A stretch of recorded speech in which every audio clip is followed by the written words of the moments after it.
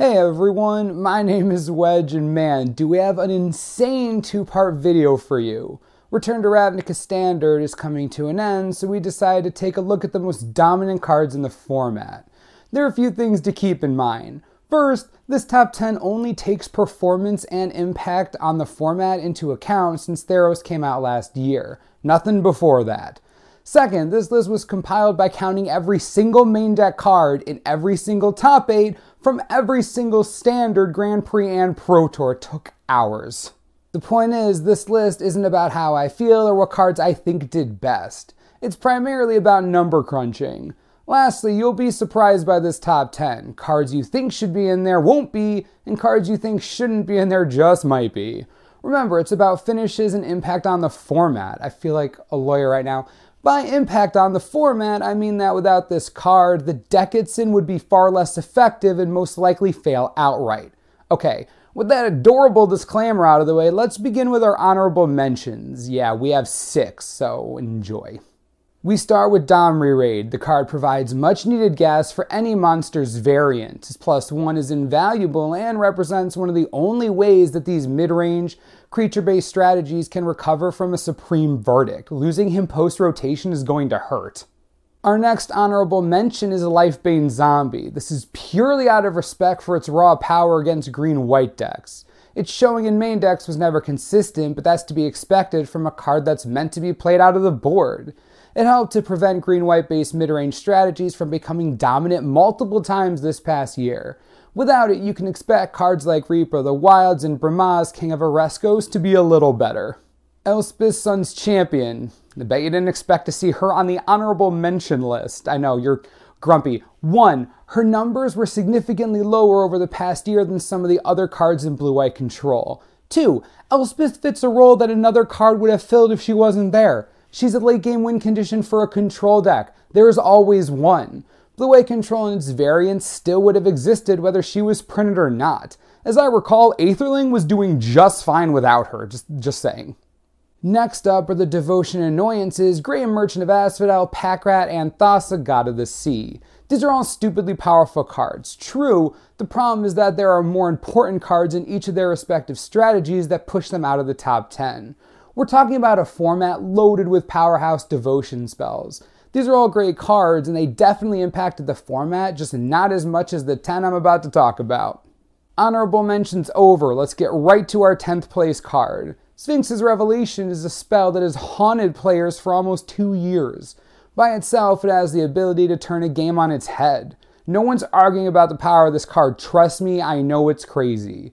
The only thing keeping it this low on the list is that control decks as a whole didn't finish nearly as well as devotion decks.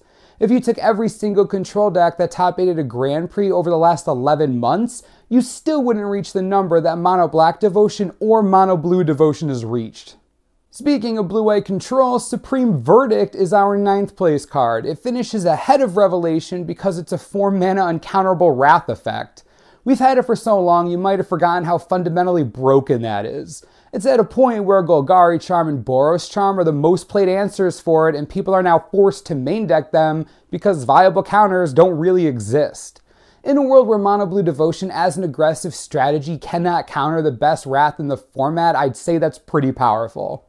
8th place goes to Master of Waves. This gets the edge over Thassa because it provides the necessary aggression that lets Mono Blue Devotion take tournaments out of nowhere. Not only that, but Master saw some splashes into other strategies and Thassa didn't. She was entirely one-dimensional. The Master provides immediate board presence, a fast clock, and burn-based protection. This is exactly what an aggressive blue strategy would base itself around. Up next is Underworld Connections. You might think that Packrat or Grey Merchant deserve the spot more, but the fact is that the Connections gave Mono Black Devotion the late game it desperately needed to survive a changing meta. Control decks becoming more popular, monsters variants that were targeting the mid to late game, card advantage was necessary, and the Connections is the best there is in the format right now. Not only that, but the card is used in black-white mid-range, Esper control, it's also on the sideboard of Jund Monsters strategies. It's everywhere as the premier black card draw spell. For having double black in its cost, it's impressively versatile. 6th place belongs to Desecration Demon. It redefined value in the standard format. In addition, it brought about this idea that you could carry an entire game on the back of one creature even if you weren't a control deck. The ability is oppressive and its effects show immediately. With Doomblade being one of the premier removal spells in the format, a mono-black creature isn't always easy to deal with, and if you couldn't handle the demon, you're paying for it in one way or another. Mono-black Devotion relied on this guy, not only to stand up to other fatties, but also to fuel Grey Merchant and draw out important removal spells. Losing the demon is going to be detrimental to any black-based strategy that isn't purely aggressive. What do you guys think of the honorable mentions and numbers 10 through 6? Do you have any guesses as to what the top 5 are? I'd love to hear what you think, but I absolutely will not spoil anything.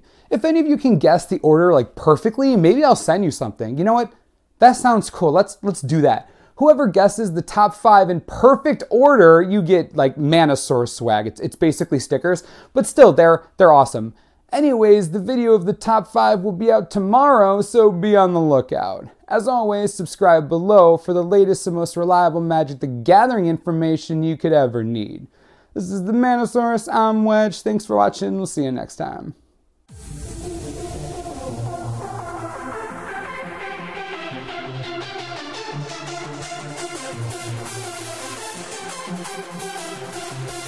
What?